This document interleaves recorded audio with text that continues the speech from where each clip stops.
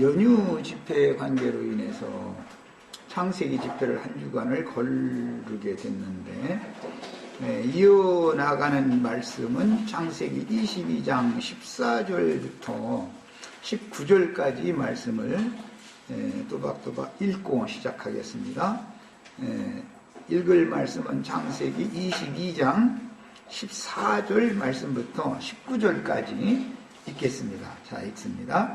아브라함이 그 땅 이름을 여호와 이레라 하였으므로 오늘날까지 사람들이 이르기를 여호와의 산에서 준비되리라 하더라. 여호와의 사자가 하늘에서부터 두 번째 아브라함을 불러 이르시되 여호와께서 이르시기를 내가 나를 가리켜 맹세하노니 네가 이같이 행하여 네 아들 네 독자도 아끼지 아니하였은즉 내가 네게 큰 복을 주고 네 씨가 크게 번성하여 하늘의 별과 같고 바닷가의 모래와 같게 하리니 네 씨가 그 대적의 성문을 차지하리라. 또 네 씨로 말미암아 천하 만민이 복을 받으리니 이는 네가 나의 말을 준행하였습니다 하셨다 하니라. 이에 아브라함이 그의 종들에게로 돌아가서 함께 떠나 브엘세바에 이르러 거기 거주하였더라. 간략한 내용 말씀이지만 다룰 내용은 너무 많은데 우선 요약적으로 우선 문맥을 따라서 한 5분 동안 요약을 하고 오늘 집회를 위해서 자료를 해드렸는데 자료 말씀을 가지고 말씀을 나누도록 하겠습니다. 14절은 이제 그 모리아 땅 이름을 여호와 이레라고 별칭으로 부른 내용이 기록이 됐어요. 모리아 땅이라는 말은 원래가 새 하늘과 새 땅 또는 젖과 꿀이 흐르는 가나안 땅, 아브라함 자손들에게 유업으로 주기로 약속하신 기업의 땅에 대한 대표성을 갖는 상징적인 표현이죠. 모리아 땅. 그런데 모리아라는 말은 계시라는 뜻이에요. 그러니까 이스라엘 역사에서는 그 가나안 땅을 약속의 땅인데 안식의 땅이라고도 그랬고 젖과 꿀이 흐르는 땅이다라고도 이렇게 표현을 해서 이 땅이 아주 여러 가지로 이렇게 의인화되어지고 상징화되어져 있다. 그러니까 이제 우리 자매님들, 형제님들의 그 마음이라고 하는 것은 아주 다양성을 가지고 있다라는 것을 알 수가 있죠. 땅이라는 건 전부 지금 인간의 마음을 말하는 거기 때문에 상징이기 때문에 문제는 여호와께서 함께 임재하시고 함께 하시는 땅이냐가 중요한 것이죠. 여호와가 떠난 땅은 마귀가 점령한 땅이니까 이것은 젖과 꿀이 흐르는 땅이 아니라 저주가 임하여 가시와 엉겅퀴가 나오는 땅이죠. 이게 이제 대비하고 있다는 것을 우선 성경이 이제 기본 이치를 내가 말씀드리는 거예요. 이런 것을 염두에 두고 이 말씀을 나가야 되는 거예요. 우리 형제 자매님들은 하나님이 천국 농사를 하시기에 아주 좋은 땅들이 다 좋은 땅들이 아니면 또 여기 이런 말씀 들으러 오기도 어렵죠. 사실은 이게 무슨 소리 하는지 알기도 어렵고 모리아 땅 얘기하다가 갑자기 젖과 꿀이 흐르는 땅이라 했다 하나님이 함께 하시는 내 마음이라고 그랬다 이러면 막 정신이 없죠. 그래도 이게 성경이 말하고자 하는 의도를 정확하게 이해를 하는 기본 지식이 있어야 되는 거예요. 저주받은 땅이 있고 복받은 땅이 있는데 아담으로 말미암아서 땅이 저주가 들어왔지만 아브라함으로 말미암아서 그 땅에 복이 들어왔다. 이제 쉽게 표현하면 이 말이에요. 그런데 복받은 땅은 저주가 변하여 복이 된 땅은 모리아 땅이라고 그러고 여호와 이레다. 그래요. 자, 이제 여호와 이레인데 하나님이 받으시는 그 제물을 준비하시는 산이 있는 땅이다라는 뜻이에요. 그 의미가. 그러니까 이건 참 해석해내기가 여간 쉽지가 않은 말이죠. 하나님 받으신 제물은 기본적으로는 사람으로 오신 예수님이에요. 그런데 예수님만 하나님의 어린 양이 아니라 예수 그리스도의 피로 사신받은 형제 자매님들은 모두 다 양들이죠. 그러니까 이제 이것을 성경이 말하고자 하는 의중을 하나의 어떤 표적을 딱 기록해 놓고 나서 그것을 확대 해석해서 계시록 끝까지 끌고 나가서 어린 양의 신부, 어린 양의 아내가 되어질 자들이 한 몸이 되는 것의 결말을 딱 얻어낼 수가 있어야만 지혜로운 선지자에게 가르침을 잘 받은 사람이란 말이야.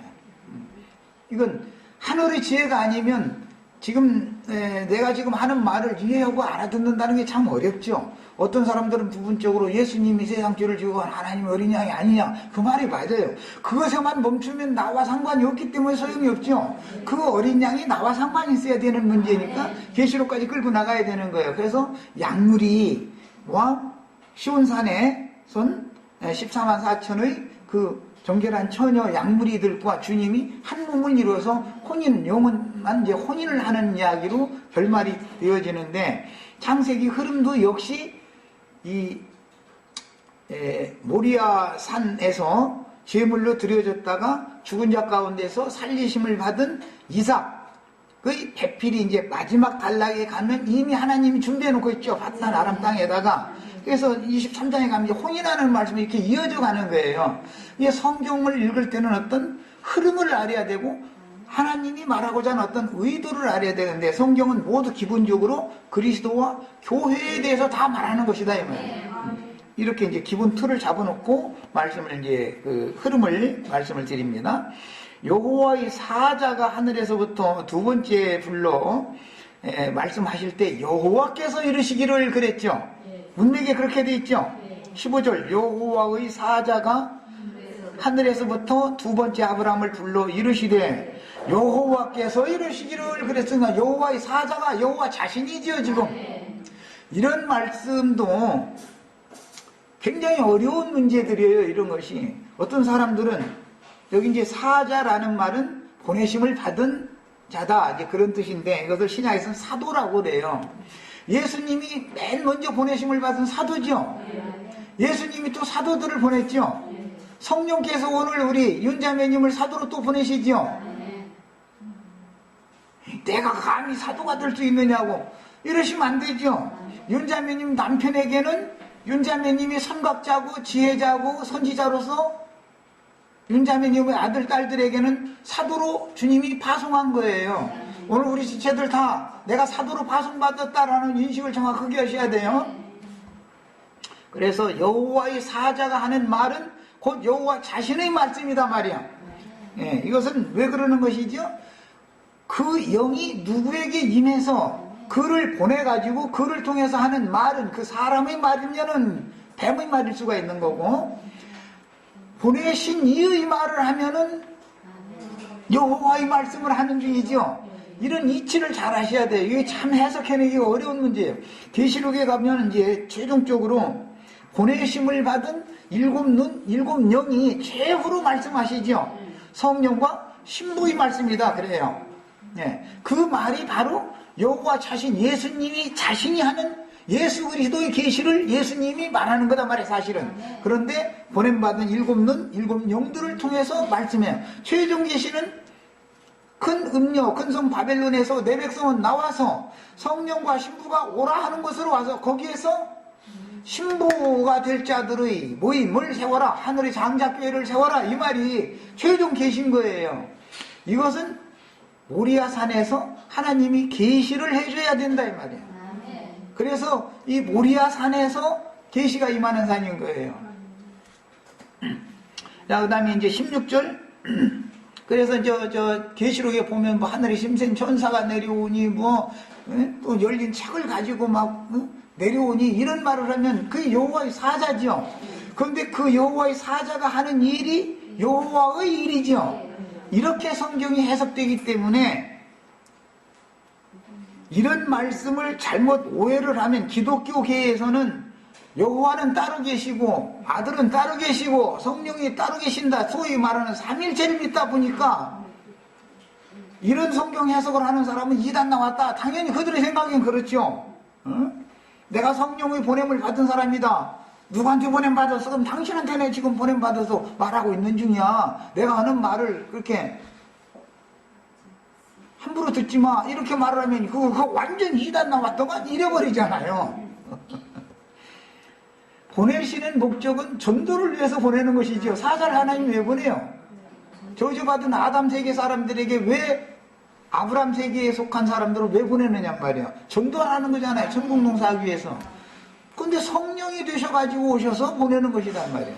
예, 누구의 가르침을 받을 때는 외모로 그 사람을 판단해가지고 함부로 이렇게 그 사람이 무슨 뭐 학교는 어디 나왔느냐, 뭐 돈은 얼마나 있느냐, 자동차는 뭘 타고 다니냐 이런 거나 자꾸 따져보려고 그러고 그 사람 속에 살아계신 신이 누구냐, 그 사람 속에서 저주의 신이 살아있느냐, 저주를 변하여 복이 되게 하는 신이 살아서 지금 역사하고 있느냐, 이것은 보는 눈이 막혀 있으면 그건 다 저주받은 자들이다 이거예요. 죽음의 세계에 있는 사람들이다 이 말이에요.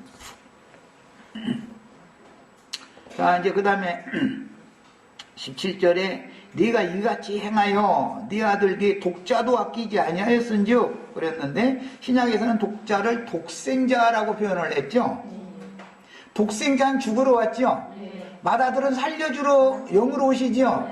이것은 뭐 여러 번 했으니까 뭐 설명 않고도 그냥 넘어가도 되겠죠. 내가 네게 큰 복을 주고 아담에게는 저주가 임했죠. 복받은 아브라함과 아브라함의 아내인 사라와 이삭의 아내인 리브가와 야곱의 아내들은 다 복받은 땅들이죠. 무슨 말인지 충분히 이해하셨죠? 이 이야기를 하는 것이 성경의 중심주대자, 오늘 우리가 나누고자 하는 말씀이 여기에 다 이렇게 얽혀져 있는 거예요. 자, 그런데 하늘의 별과 같고 바닷가의 모래와 같게 하리라 그래가지고 참 어려운 문제가 또 나왔어요. 하늘의 별과 같다면 다 요셉이 다 하늘의 별들이었고 요셉의 형제들이 하늘의 별들이었죠.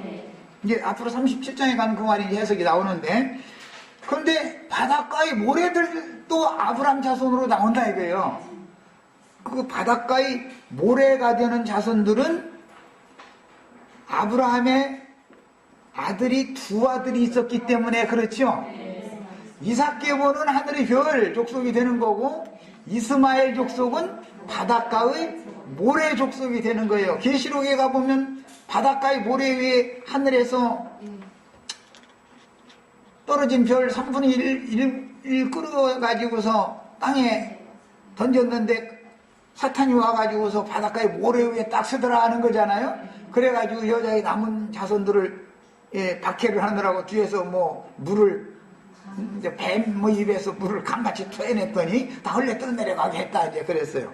그러니까 바닷가의 모래와 같은 자손이 되면 되겠어요, 안 되겠어요? 안 되죠. 그것을 원하시면 그쪽으로 가시면 되는 거고 이제 이거는 이것도 참 비밀이죠. 이런 얘기를 하면 다 누구든지 나는 하늘의 별 같은 자손이지 바닷가의 모래 같은 자손은 아니다. 다 그렇게 말하지 나는 바닷가의 모래 자손이야 이러는 사람은 없어요. 이 세상에 그런 사람은 어디가 있어요?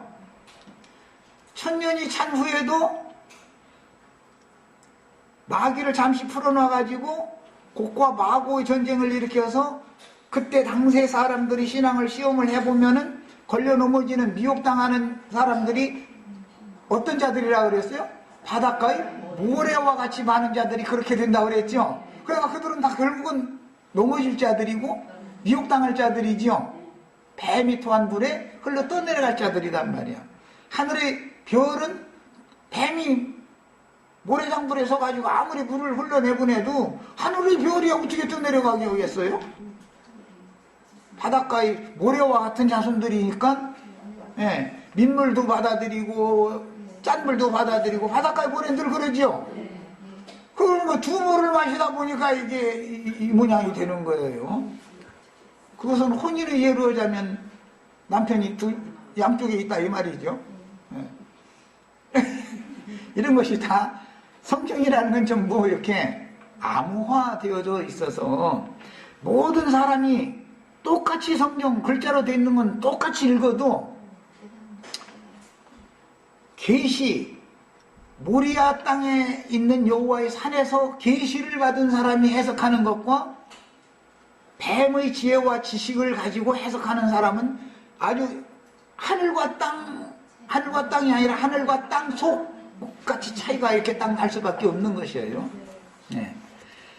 그 다음에 이제 중요한 말씀은 네 씨가 네 대적의 그 대적의 문을 얻는다 그랬는데 그 대적이라는 게 바닷가의 모래자손들이라는 게 이삭 계보 하늘의 별들과 서로 대적 관계다 지금 그 말이죠. 야, 그런데 모래 위에다가 큰 집을 짓고 성을 세웠으면은 그 모래 위에 있는 집이 무너져요, 안 무너져요? 주님이 다시 오실 때는 반드시 비바람과 창수가 터진다고 돼 있어요. 그게 무슨 뜻이에요? 세상 나라에 제일 쉽게는 경제 공황이 온다는 것이죠. 경제 상황이 그냥 잘 먹고 잘 살고 뚱땅거리던 사람들이지.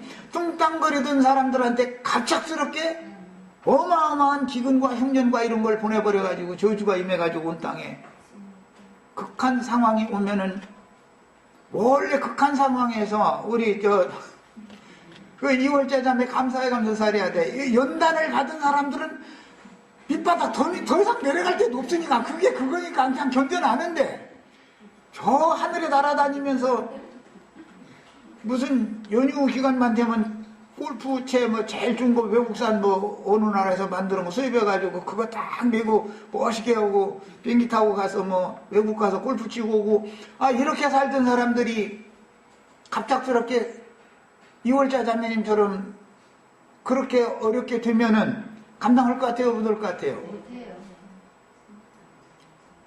제일 쉽게 내가 설명하더라 그러는 거예요. 그래서 주님이 다시 올 때는 반드시 시험을 위해서 장수가 나고 풍파가 나게 한다 이거예요. 뿐만 아니라 다른 면에서는 반대로는 불로 시험을 한다 그래서 불로.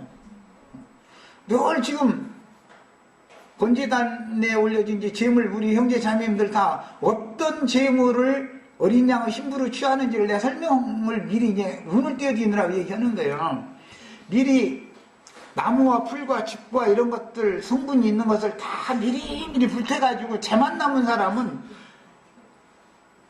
더 태워줄 것도 없죠. 이미 다 타버렸는데 뭘 또 태워 갖는 하거나 말거나 그런 사람은 금과 같이 단련되어진 정금 같은 믿음을 가지고 나올 수가 있지만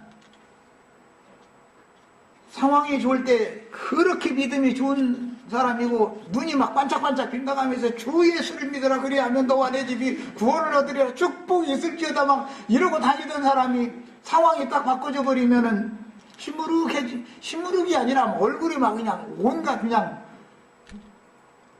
송충이 씹은 얼굴 막 하고 다니지요.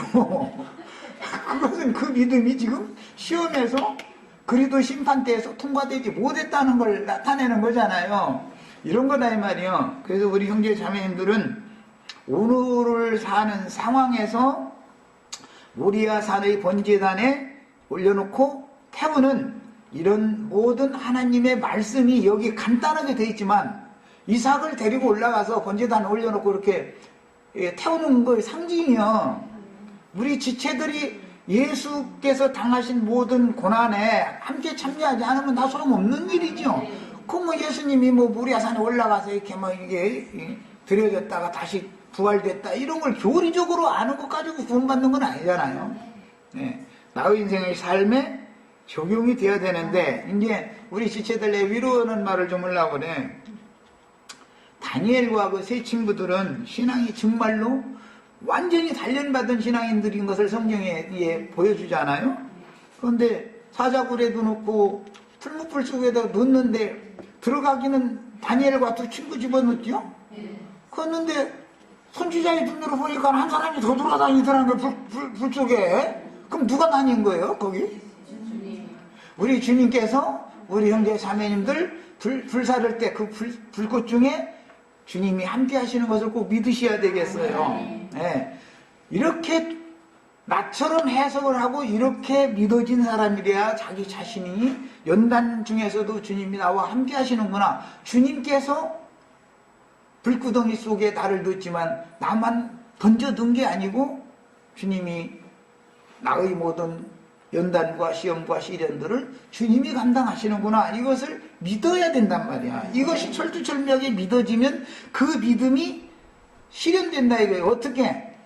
영원한 육체는 저주로 돌려보내지만 구원하신 그 영혼은 영원한 생명의 세계를 상으로 유업으로 준다. 이게 아브라함은 상을 받죠.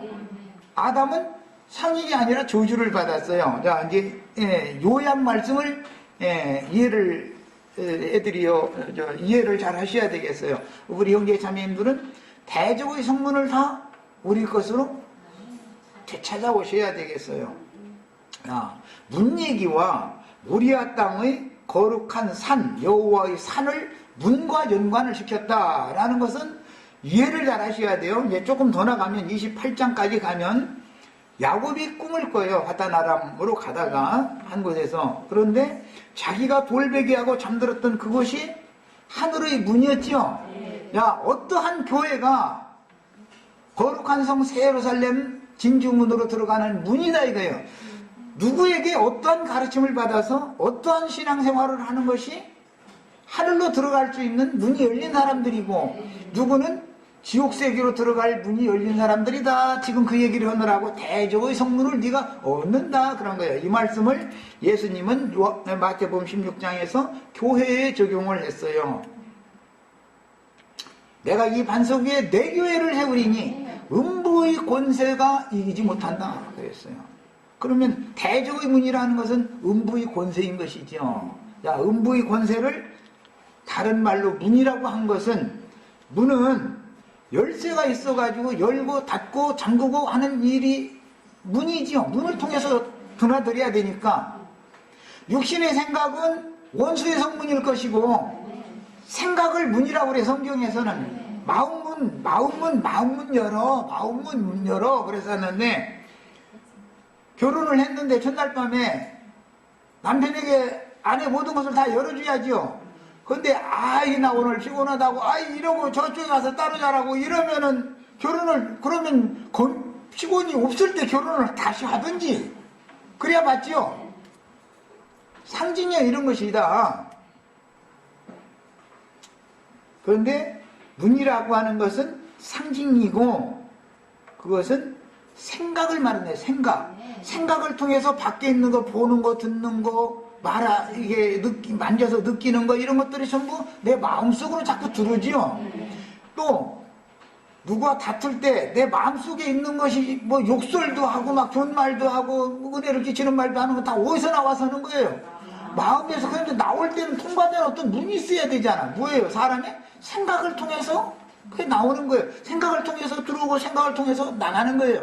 그래서 육신의 생각이라는 것은 멸망의 문, 심판자가 들어갈 지옥문이다 이게.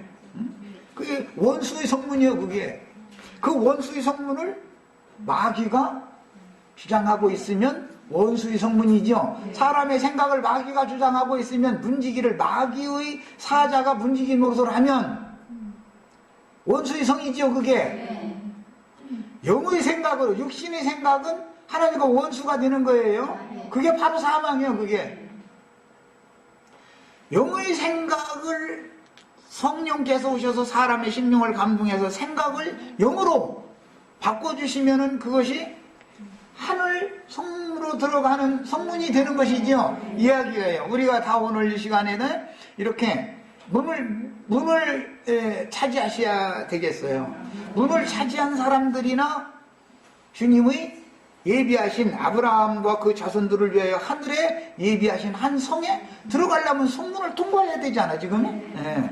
자, 지금까지 이제 성문을 통과해서 그 성에 들어가는 권세를 얻는 계시록 말씀까지 연결하는 큰 윤곽을 이렇게 말씀드렸어요. 자, 이제 여기까지 계시를 받고 나서 제사를 했을 때 아브라함이 얻은 것은 계시를 받아가지고 온 것이죠. 우리가 오늘 여기 와서 저 세상 말로 예배하러 지금 모였죠. 사실은 뭐하러 온 거예요? 계시 받으러 온 거죠. 계시. 선지자, 선각자, 먼저 하나님의 계시를 받은 종에게 맡긴 말씀을 들을 때 그 선지자에게 하나님이 계시하여 주신 것을 같이 받을 수 있죠. 야, 이렇게 해서 그리스도와 그리스도의 신부가 영적으로 혼인을 하는 거예요. 영적 혼인은 이렇게 하는 거예요. 그러니까 전부 계시가 와야죠. 마귀도, 귀신도 믿어요. 귀신도. 마귀도 믿음을 늦어요. 절에 가도 다 믿는다 그러고 신심 불심 해가면서 막 했었고 각 예배당마다 다 자기네들이 다 믿어서 구원받았다고 그래요. 난 안 믿었는데 구원받았다고 해요. 다 믿어서 구원받았다고 그래요. 그런데 그게 모리아 산에서 아브라함이 그 아들 이삭을 바친 후에 아들 이삭을 되돌려 받는 것은 계시로 알아진 것이지 육신적으로 아들이 죽었다 육신적으로 되돌아온 게 아니죠 지금. 자, 그러니까 믿음이라는 것은 영생하는 죽은 자를 살리는 믿음. 아브라함의 믿음은 죽은 자를 살리시고 없는 것을 있는 것 같이 불러서 있게 하시는 그 믿음인데 이것은 어떤 믿음이요? 위로부터 계시로 주어지는 믿음이죠. 계시래. 오늘 우리 지체들 말씀을 들을 때 믿음이 더해지시기를 바래. 믿음이 더해진다는 말은 계시가 더 풍성하게 온다 이 말이에요. 사람의 심령과 하나님의 성령은 이런 방식으로 연합할 수가 있는 것이다 이런 말이에요. 자 이제 그리고 나서 그 종들에게 모리아산의 제사를 완성했다라는 건 계시를 다 받았다. 여기에서 기초가 되어진 이 계시가 계시로 끝까지 나가는 거예요. 성경을 완성하는 데까지 가는 거지요. 야, 성문, 거룩한 성문, 원수의 성문, 그것을 거룩한 성문을 차지한 자들이 되는 이야기까지 해서 계시가 다 끝나는 거 일단 나야 되는 거예요. 자, 이제 그 성 안에 들어간 자들은 신부니까 어린 양과 혼인을 하게 되는 것이죠. 자, 여기까지가 계시에 그 계시를 다 받아가지고 그 종들에게 사흘길이 떨어져 있었죠. 종들이 있는 곳으로 다시 종들에게로 돌아가 가지고서 종들과 함께 브엘세바 아브라함의 집으로 돌아왔다는 거예요.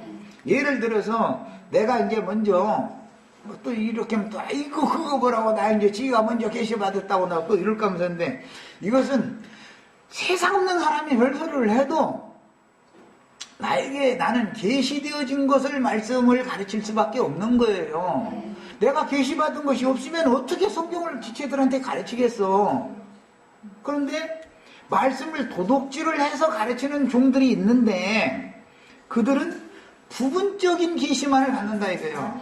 그들은 어린아이들에게나 통한다 이거. 어린아이들은 듣는 거 보는 거 깨닫는 거 전부 부분적일 수밖에 없죠. 왜? 부분적인 계시를 받은 그건 도둑질한 말씀을 가진 자들이다 이 말이에요. 율법 말씀을 가르치는 건 전부 어디서 어느 단계까지만 계시가 되어지고 다음 단계는 어디서 어디까지만 되는 거예요. 처음부터 끝까지 성령, 진리의 성령이 오시면 모든 진리 가운데로 인도하는 영인 것이지 어느 부분까지만 인도하는 게 아니에요. 나는 창세기를 가르치는데 계시록까지 이렇게 연결을 이렇게 하는 것은 이유가 다 있어요. 아니 어떻게 창세기에다가 말이야 갑자기 막 그냥 성경 전권을 지나서 계시록까지 얘기를 하면 사람들은 들을 기가 없으면은 이해가 안 되는 거예요. 이것이 왜 그러느냐, 진리의 성령과 미혹의 영이 동일하게 역사하는데 미혹의 영이 역사하는 것은 진리를 부분적으로 가르쳐 놓고 나서 거기에 딱 붙잡히게 만들어버리면 더 나가는 말씀을 가르치는 사람만 하면 이단 나왔다 이래버리죠. 그 사람이 잘못됐다고 그러지 나는 여기까지밖에 깨달음이 없다라고 겸비하게 말한 사람은 이 세상에 나는 하나도 못 만나봐서 지금까지. 자기가 깨달은 것이 언제나 최선이고 그게 다인 거예요. 그 사람에게는 그 사람의 분량과 한계가 거기까지이기 때문에 그래요. 그러나 우리는 어느 부분까지 해서 머무르시면 안 된다 이거예요. 끝까지 완전한 데까지 나가야 돼요. 이렇게 하시는 믿음을 다 가지셔야 되겠어요.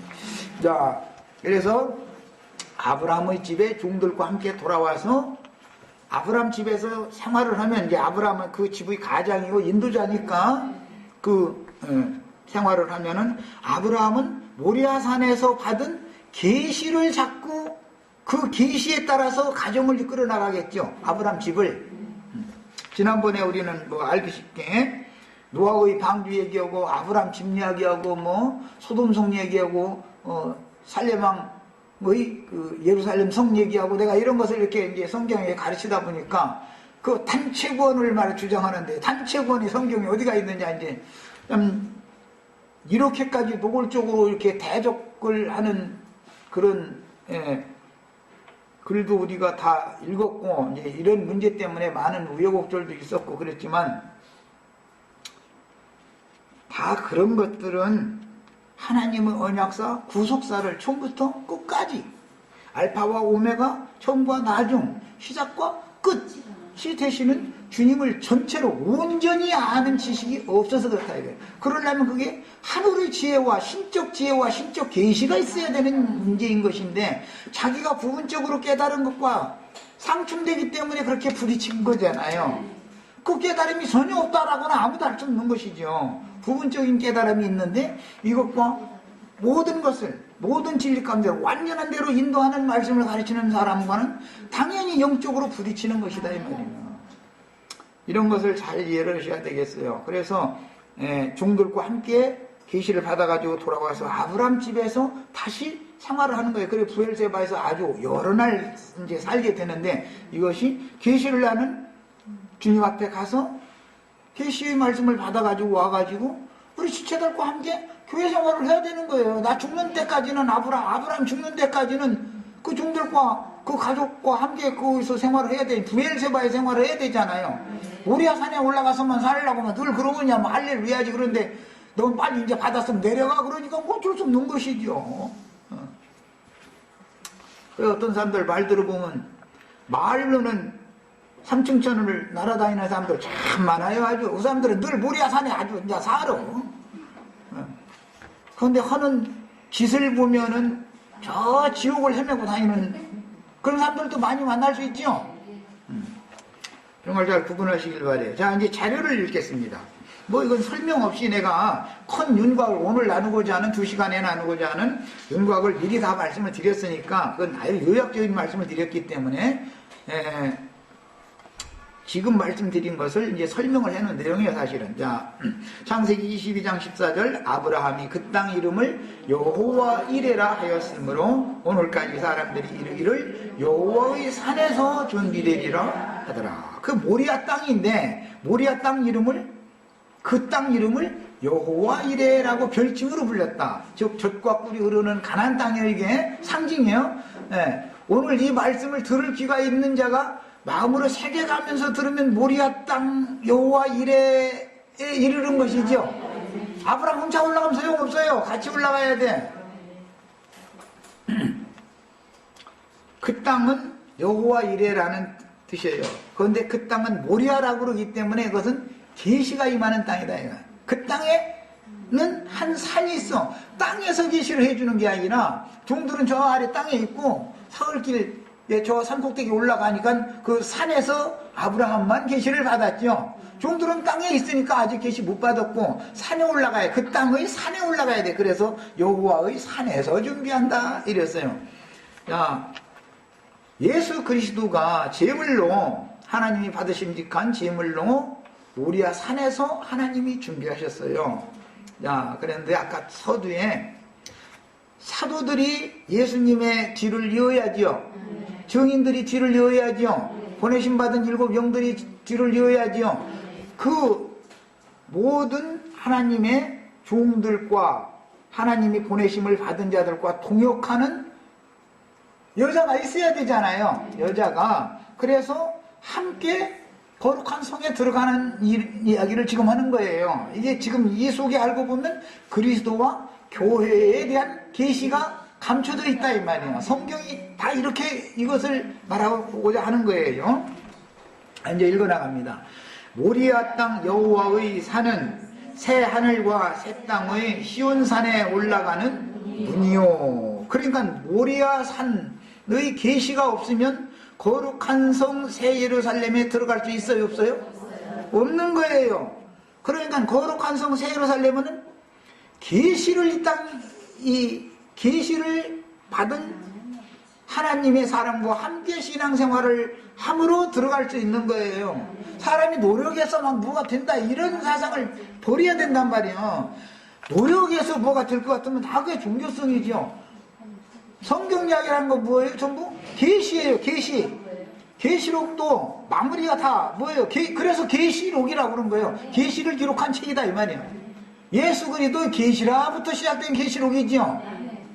어디에서 계시된 거예요? 모리아산에서 이미 계시되어진 말씀이다 이 말이에요. 여기에서 하나님이 받으실 제물이 준비되어지는 거예요. 산이라는 것은 교회를 말하는 거예요. 사실은 어떠한 교회냐 이거예요. 어떠한 교회냐. 어떠한 교회에서 하나님이 받으심직한 제물이 준비된다. 오늘 우리 형제자매님들 하나님이 받으심직한 제물 준비하러 오늘 여기 왔죠? 안 그러면 나가서 열심히 일해가지고 하루 나가면 그래도 몇만 원은 생길 거 아니에요. 최소한 그냥 괜히 돌아만 다녀도 몇만 원 생기게 돼 있어요.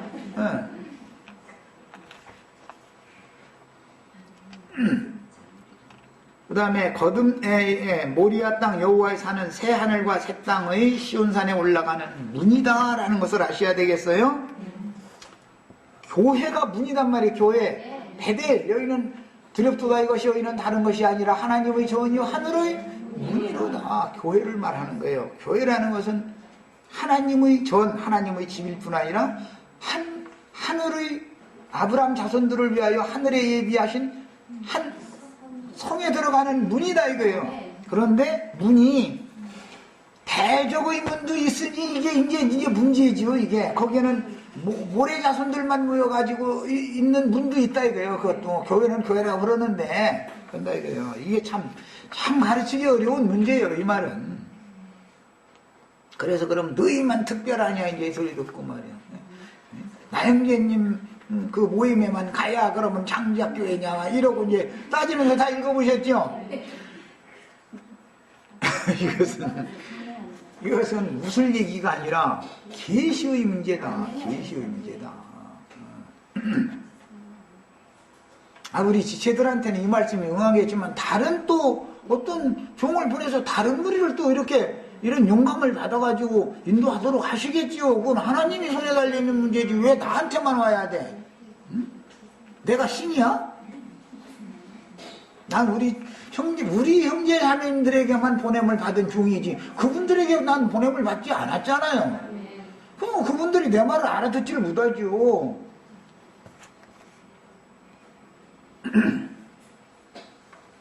그래서 어떤 양을 어떤 종에게 붙여주는 것이 다 하나님이 마음대로 하는 일인 것이지 그걸 하나님의 손에 있는 일인지 그것을 나인계님한테만 가야 하냐 이런 식으로 따진다는 것은 하나님의 양이냐 사람의 양이냐 지금 이것을 구분을 못하고 있으니까 그 말하는 거겠죠.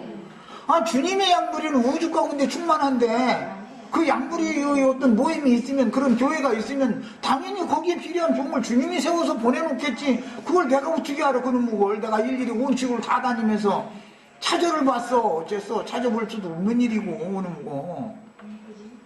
이건 뭐예요? 기본 사상이 예수 그리스도의 피로 구속받은 성도들은 그 지역교회를 세우도록 하나님께 위임을 받은 어떤 사자에게 붙여놓은 종들이다 그 말이단 말이요. 네? 이것이 잘 깨달아지시기를 바랍니다. 이게 또 방해까지 가고 네.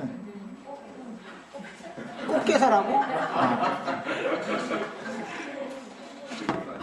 꽃게 한 10kg만 사와. 그래가지고 그냥 실컷 삶아 먹지 뭐. 나 그래 꽃게 좀 한번 먹어야 되겠다 그래. 잘했네 아주. 떨이 하자고 그래가지고. 암시도 않네.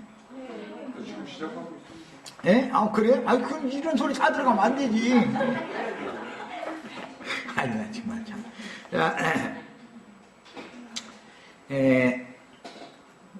성경이 응하고 우리가 최종 목적이 뭐예요? 아브라함과 그 자손들, 후사들을 위하여 하늘에 예비하신 한 성에 들어가는 권세를 얻는 게 우리 신앙의 목적인데 그러려면 모리아산에 올라가서 계시받은 사람을 하나님이 보내시면 그 계시를 함께 봐야 계시로나 들어가는 문이니까 하늘이 열리려면 계시를 해줘야 하늘이 열리는 것이지 사람이 하늘문을 무슨 재주를 열어 인간이.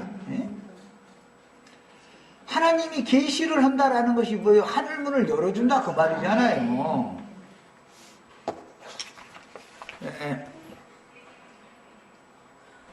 영의 생각이 다 열리셔야 되는 거예요. 그러니까 계시라는 뜻으로서 모리아라는 지명인데 그 땅이 모리아라는 땅이에요. 그런데 모리아라는 땅 중에서도 여호와의 산이라고 하는 산이 있어요. 그 여호와의 산은 주님의 몸된 교회다 이거예요. 주님의 몸된 교회. 모리아 땅의 여호와의 산에서 우리가 신앙생활을 해야 되는, 여기에 와야 계시가 있는 거예요. 이 말이야. 무슨 계시? 거룩한 성 예루살렘에 들어가는 권세를 얻는 계시다. 어린 양의 신부가 되는 계시다 이 말이에요. 하나님이 받으심직한 제물들이 다 되어지는 계시다 이 말이에요. 자, 거듭난 심령들 곧 하늘문이 열린 자들의 거처는 여호와 이레이니 하나님이 친히 예비하시는 땅이요. 그 땅은 하나님이 준비하시죠. 사람의 마음을 내 마음대로 할 수 있어요, 없어요? 내가 일러주지 않아도 세상 사람들 내 마음대로 안 되더만 그러죠. 왜 그러는 거예요? 주장하는 신은 따로 있다 그 말이죠. 사람의 마음이라는 것은 사람의 마음이라는 하나의 그릇일 뿐이고 어떠한 신이 그 사람의 마음을 좌지우지 주장하는 거예요. 이걸 꼭 믿어야 돼. 근데 이게 안 믿어지니까 인본주의라는 게 나오는 거잖아요. 내가 내 마음 어떻게 막 다스리고 막 내 마음을 막 내가 막 저기 지금 꽃게 사시오 오면 꽃게 사러 가고 싶은데 오늘 말씀 듣는 게 더 중요하니까 이게 내가 지금 다스린다면 어떤 영이 그 외 것을 다스려 줘야 되는 것이지 내가 그 맘대로 안 되는 것이죠. 성경을 읽다가도 갑작스럽게 저 걸레질 칠해야 되는데 이런 데니까 아니 언제는 성경 읽겠다고 성경 해놓고 나서 성경 읽는 중간에 걸레질 치는 생각이 쏙 들어와버려. 그래가지고 걸레 들고 나가버려. 왜 내 맘대로 묻어져? 사람은 그래 그러신 거요. 여자는 남편이 그 그릇은 남편이 원하는 대로 해줘야죠. 안 들어주면 나중에 이제 찌그락지락 싸우다 난 주먹으로 다스려버려. 주먹 얻어맞고서 어차피 남편 원하는 걸 들어줘야 돼. 안 들어주면은 못 사는 건데 그게. 얻어맞고 원하는 대로 해줄 필요는 없죠. 서로가 운동나서를 좋게 해줘야지. 이게 주의 성령께서 오셔서 나는 널 사랑한다 할 때 좋게 마음을 열고 아멘 주 예수의 오시옵소서 영접을 해드려야지. 얻어맞고 나서 영접할 필요는 없는 것이죠. 아니 남편이 원한다는데 그러시냐고 나도 원한다고 이래야 뭐가 되지. 나는 싫다고 그래버리면 뭐가 돼 이게. 믿음이라는 게 이렇게 중요한 거예요. 이제 예를 들어 설명해 드린 거예요. 다 됐어요. 그러면 잠시 쉬었다 오겠습니다.